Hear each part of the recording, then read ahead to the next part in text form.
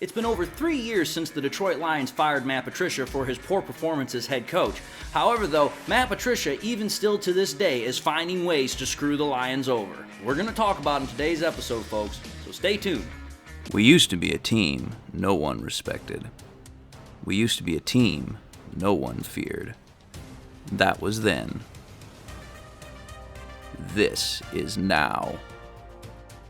First victory of the year on the line. Goff's got it. Back, looks, throws, end zone. Yes! Caught! You know who we are. 10, 5, end zone. Touchdown, Detroit Lions. And you know where to find us. We won't be far. We'll be on your front porch waiting for you. We are the New Era Lions. And we are driven by Detroit. Hello everyone, and welcome back to yet another episode of MCM Motor City Mania. I'm your host David T. Pike, and as always, we're diving in. But before we dive in, I just want to again say to those that are coming back to the show, my loyal subscribers, thank you all for everything that you do. Thank you all for your view, your support, your patronage. It absolutely means the world to me. And to those that are tuning into my show for the very first time, I want to say thank you all for tuning in. Thank you all for giving my show a shot. I hope you all enjoy the content, but more importantly, I hope you guys become subscribers. It would absolutely mean the world to me, and I'm thankful for each and every one of you. And I hope to get it if I've earned and deserved it. And for everybody else, I just want to say, God bless. I hope y'all are having a great day, and I hope everybody's doing well. But let's dive into the show. So here's the thing, folks. Matt Patricia, or as most, if not all, Lions fans will so affectionately call him as Bum-Tricia or Patricia, he cannot seem to stop screwing over the Lions. Does not seem to matter because here's the thing, folks. Matt Patricia was fired as the Lions head coach shortly after Thanksgiving in 2020. And yet, here we are in December of 2023, and Matt Patricia is back to doing what Matt Patricia does best, and that is screwing us over. That is causing us headaches. That is making our lives as Lions fans difficult. Now, some people are going to naturally ask, why the thunder am I talking about Matt Patricia? Well, let's be fair and honest here. Most people ought to know by now that Matt Patricia is with the Philadelphia Eagles. He's currently right now as listed as the senior defensive assistant, and he has been that way for the majority of the year. However, though, in this last game that the Eagles had against the Seahawks, he was, I would say, promoted, if you will, to become the defensive play caller or the de facto defensive coordinator because he was taking over defensive play calling duties from the Eagles' actual defensive coordinator. Now, that doesn't really sound like a whole lot, but you have to think about this, folks.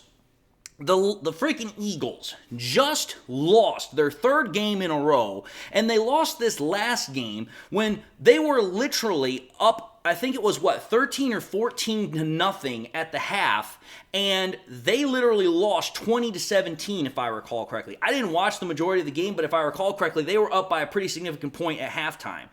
But yet, in Matt Patricia's first game, with an Eagles defense, which is supposedly one of the better ones in the league, he was unable to stop a floundering, beat-up Seattle Seahawks team that was being led by backup quarterback Drew Lock, who realistically hasn't been relevant in the NFL since he was drafted in the second round by the Denver Broncos a couple of years ago. That's how irrelevant of a quarterback Drew Lock has been for a long time. But yet in one game, Matt Patricia and his defensive genius with his pencil was able to make Drew Lock a relevant name yet again. But that's not why we're talking about this. You have to think about this. Why is that loss significant? Why is Matt Patricia and his defense failing the Eagles for the most part significant to us as Detroit Lions fans? Well, we have to think about this for the most immediate reason. One, everybody knew about it going into that game with the Eagles and the Seahawks that if the Seahawks lost, the Lions would have an automatic playoff berth. That was one of the playoff clinching scenarios for the Lions in week freaking 15, is that if the Seahawks lost, they were going to make the playoffs. That is one of the biggest things for us as Lions fans in this whole ordeal, because think about it.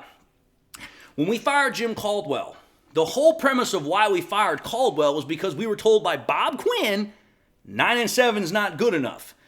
That's not good enough. We need better. So what happens? Bob Quinn fires Jim Caldwell, the winningest head coach in Detroit Lions history in a long time, and he brings in his buddy Matt Patricia from New England, and we're told, hey, we're going to bring the Patriot way. We're going to bring in this whole ideology of championship football to Detroit, and instead of championships, we got nothing. In fact, our ship was completely run aground, if we want to be fair and honest here. And think about it. For all the hype that we had about possibly going to the playoffs, starting a new page in freaking Detroit, that didn't happen.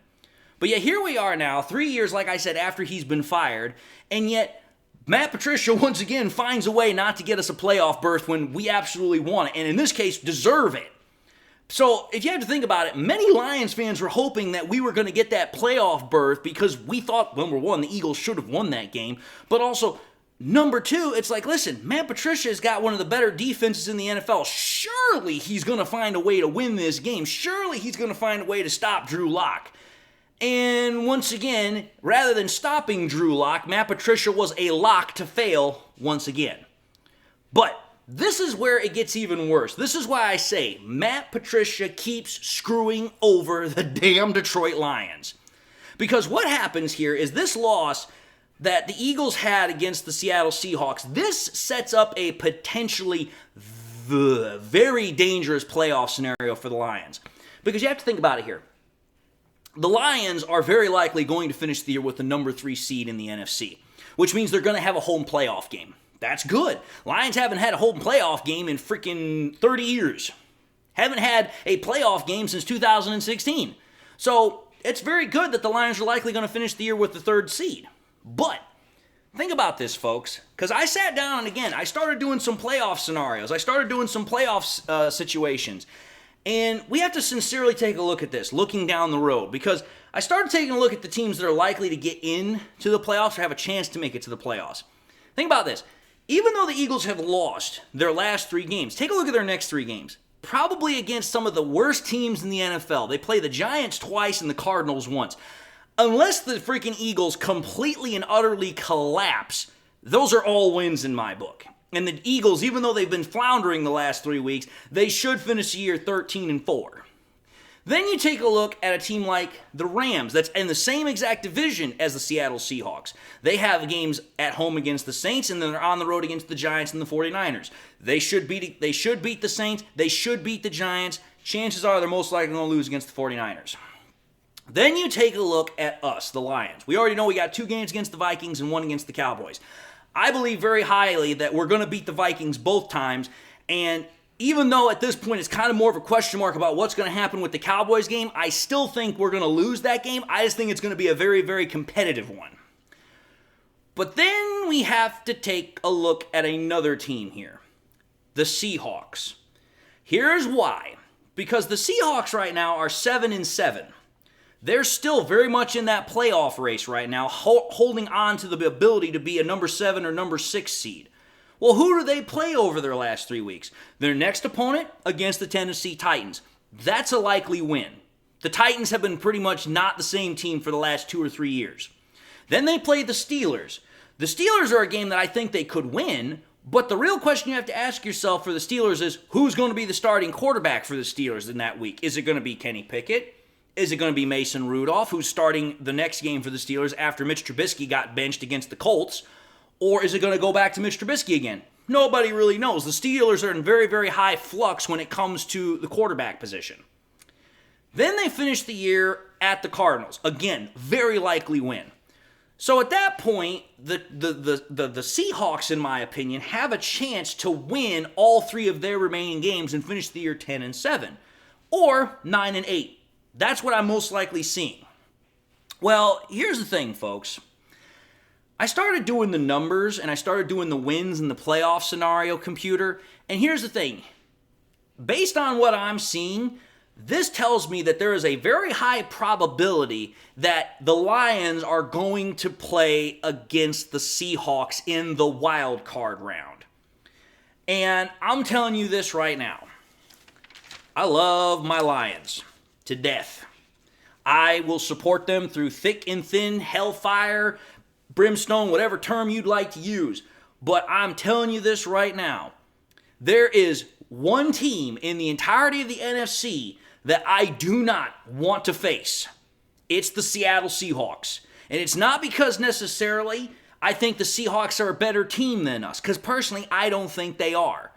The reason why I don't want to play the Seattle Seahawks is because the Seattle Seahawks have had the Lions' number for literally a long time. Think about this, folks. The last 2 times that the Lions played against Seattle, we were at home both times. And both times, the Lions lost in very painful fashion. It was competitive all the way through, and we still lost 48-45 the first time and freaking 37-31 the second time. Absolutely bitter taste in the mouth for how we lost those games. And let's think about this even further, to go back further on this. Ever since Dan Campbell has become the head coach of the Detroit Lions, the Lions are 0-3 against the Seattle Seahawks because we played the Seahawks in 2021, in 2022, and this year in 2023. In 2021, we literally got our asses handed to us. I think it was 29-51. Now, granted, of course, Tim Boyle was the quarterback in that game, so go figure. But you have to furthermore consider this. It gets even worse. This is most likely going to be the Lions' first playoff appearance since 2016. You want to know who the Lions' opponent was in 2016? Of course, everybody should remember this, but just for those that don't, it was the damn Seattle Seahawks that we played in 2016. And we already know we lost, but how much did we lose by? We lost 26-6. We weren't even in that game pretty much for the majority of it. So think about it. If the freaking Eagles had beaten the Seattle Seahawks, the Lions actually, based on what I'm looking at, would have been more likely to face the Rams instead. Now, I'm going to say this right now. I would much rather play the Rams than the freaking Seahawks. One, the Rams are a completely different team, but also number 2, like I said in the previous episode, I'll put that episode back up at the top, I would love to have a playoff game like that. That is a narrative, that is a story that literally writes itself, and it's beautiful. And it would pretty much put the entire story of Dan Campbell, Jared Goff, Rams, Lions to a complete finish. That would be like the freaking crowning jewel, if you will, of Brad Holmes, Goff, and Detroit Lions football and Dan Campbell all in one fell swoop. Now, I know this for a fact as well.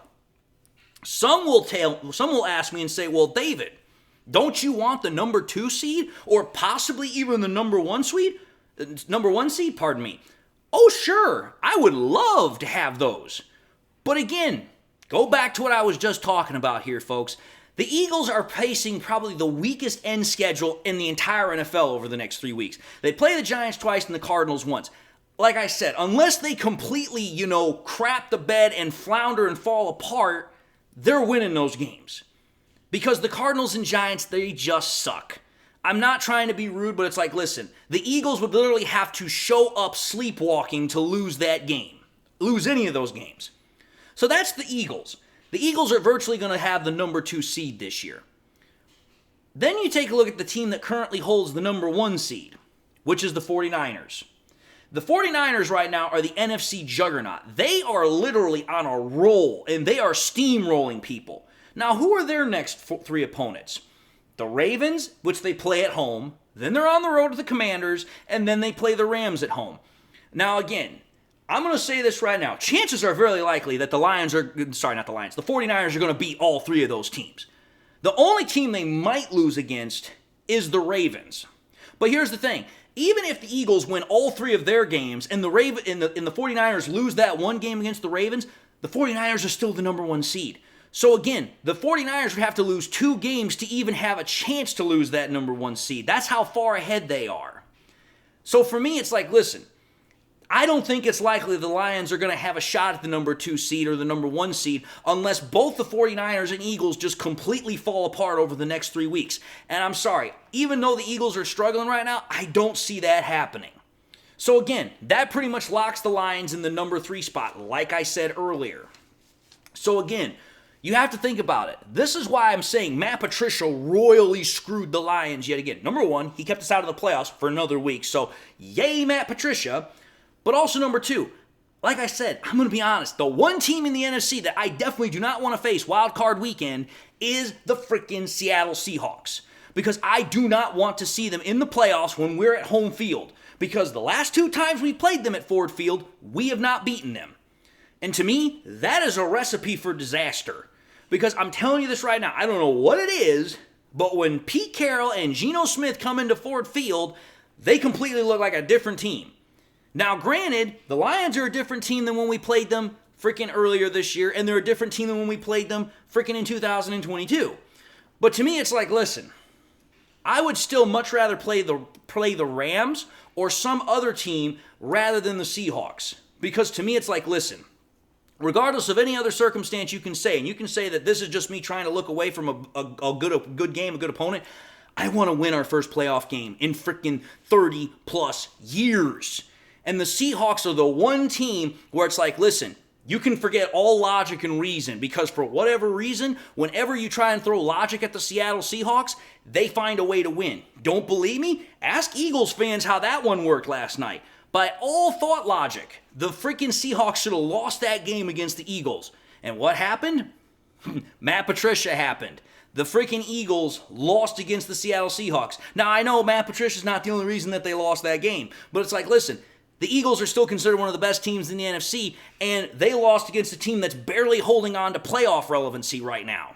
So again, logic and reason does not work with the Seattle Seahawks. They find ways to win.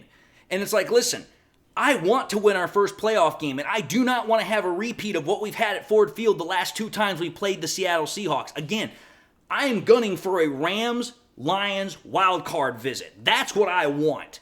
That is what I want more than anything, because that right there, like I said, that would be epic beyond all belief. You can forget any other wild card game possibly held that weekend. It's not going to top it. That will get more coverage than any other wild card game, bar none. Period. End of story. That's what I want. I do not want to play the freaking Seahawks. But if we have to, c'est la vie. But that's my whole point with this episode. Freaking Matt Patricia screwed us.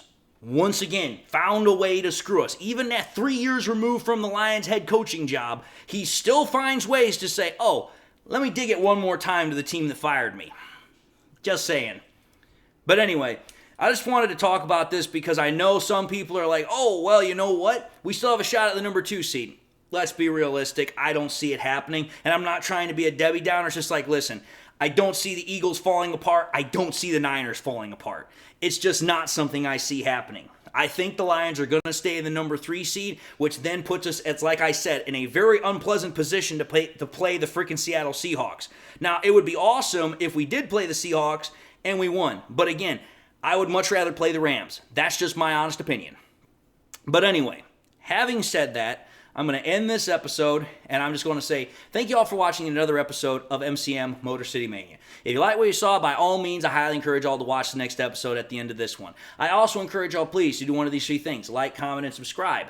If by chance you subscribed in the past, you forgot to do so at the time, or you just subscribed and not had a chance to do so, again, want to encourage you all to subscribe, but also after you subscribe, make sure you hit that bell notification icon as well, so that way you never miss any more content that I push out. Again, subscription numbers are always going up, but we want to make sure that we turn on that notification icon, so that way as soon as I push something out, you guys can come right back in and watch it again. I also want to encourage you all to help in that endeavor by sharing this content with your Lions friends and family members. Share it here on YouTube, share it on Twitter, share it on Facebook, share it anywhere and everywhere you can with everybody and anybody that you can. The more we share it, the more we're going to get people in, the bigger the channel's going to get, the more it's going to grow. And again, I'm thankful for every share that I can get as well as subscription. But with that being said, I just want to say again, thank you to all that watch the content. Thank you all for everything that you do. If I gained you as a subscriber, again, welcome to the family. Thank you all for putting your faith and trust in me. And if I still haven't gained you as a subscriber, hopefully you'll come back and I'll get another shot to do so. But until that time, I just want to say, again, God bless to everybody. Hope you all enjoyed the show. And until the next time we meet, I'll see you all in the next episode.